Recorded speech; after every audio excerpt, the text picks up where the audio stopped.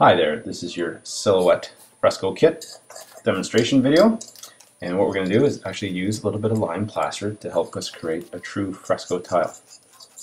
What I'm doing is basically almost like you're working on a piece of bread or a cake with butter or icing. Is I'm just spreading it on with the trowel, and I'm going to take a little bit of the Tilano crackle and add that to the lime plaster. Now what this does is it helps to kind of just thin it out a bit, which I don't want to get it too thin, but I want it thin enough so that I can spread it over the entire surface of the tile. And if you put too much on, just scrape off what you don't need. It's not a big deal. And the important thing is just to get a nice even coat over the surface of the tile. So what you'll see me do here over the several steps here is just pull off the excess material, put it back into the jar, and then we're going to let this dry overnight, ready for the next step.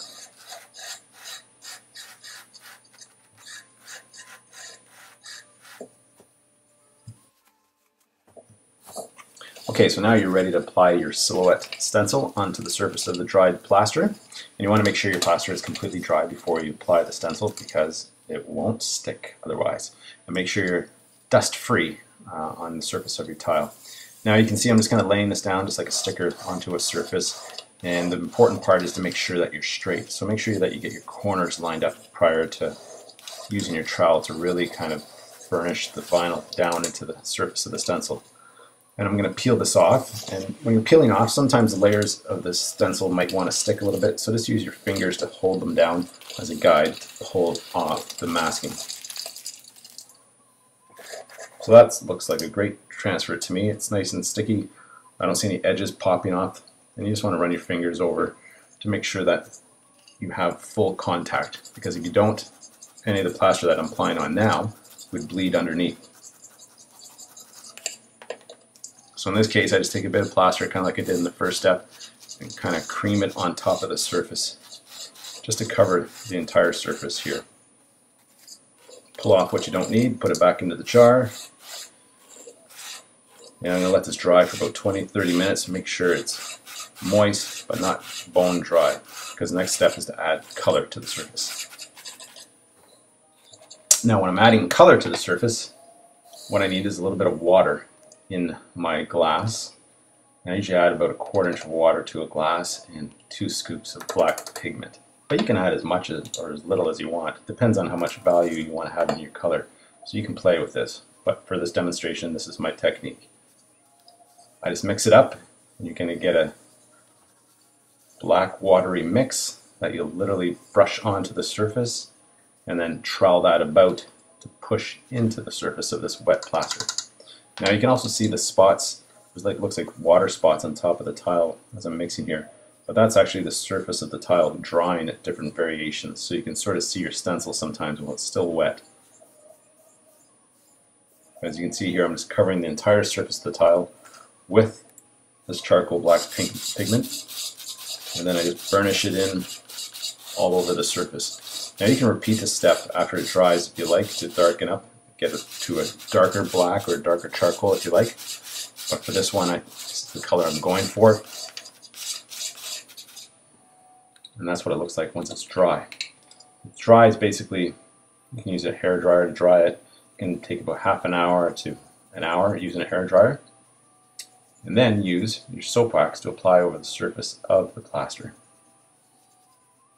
Soap wax basically looks creamy when it goes on, but it will dry very flat. And you can also use your cheesecloth to kind of push it in a little bit if you like.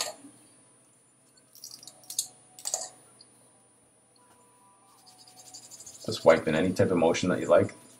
You're just trying to pull off any type of residue. So you can use your hair dryer or a heat gun during any of these processes if you have one to help expedite the drying time. One of the key components about drying is it always feels warm or room temperature when it's dry. If you put your hand on it and it feels moist or cold, that means the plaster is not dry. So don't work on the surface unless you're trying to achieve that kind of effect. So next step here, once it's dry, is I can see my pattern where I want to start to pull off the image. And I use an X-Acto knife or a sharp knife or perhaps your fingernails if they're quite sharp to pull and start peeling the surface out. So here you can sort of see the images coming out and you get a perfect silhouette by using our silhouette stencils. Got this last one to pull out here, which is the diamond. And now I have my stencil reveal. Pull off any dust and you're ready for the next step. Okay, now you're going to distress your tile. This is the fun part because there's no reason really to stress when you distress, because you're the artist. You get to choose how much you want or how little you want. What I've done here is I shake up my distressing glaze and pour it on, just like I was pouring maple syrup onto a pancake, and I'm going to cover the entire surface.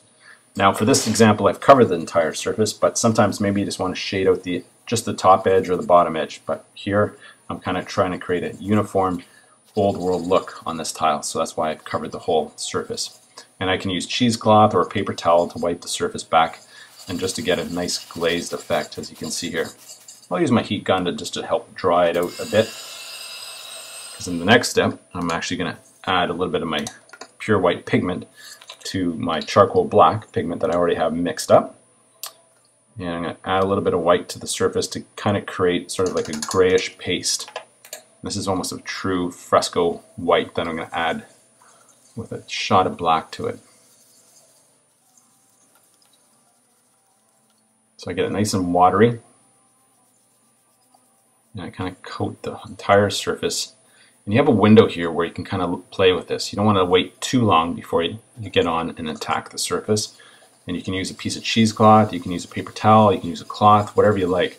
And what I'm doing in this one is I'm using a wet cloth, or a dry cloth I should say, and coating the entire surface. And once I have it to an appearance that I like, what I do is I take a little bit of water on a cloth and start from the center out, pulling a little bit of this pigment off. So your window is about 3 to 5 minutes where you can rework the surface.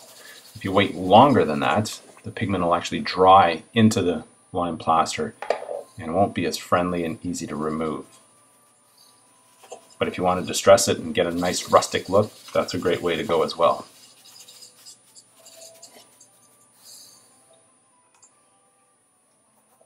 So now I can detail it a little bit with a really wet cloth and pull and try to get a little bit more highlights in areas that I want to achieve that effect.